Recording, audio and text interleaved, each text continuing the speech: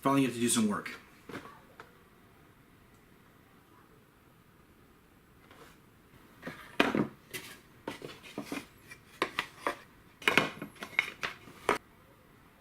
Where's the caliper?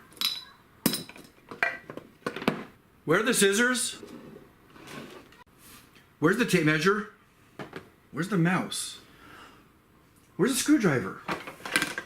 I can't find anything. This place is a mess. Well, it's time to get organized. I got a melamine cabinet from my in-laws a little while ago, and I disassembled it at their house and put it back together at my house.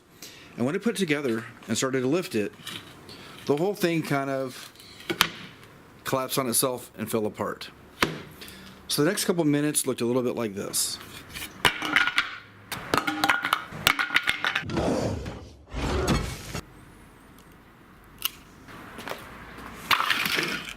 So when all that was done, I decided to keep a couple of the big panels.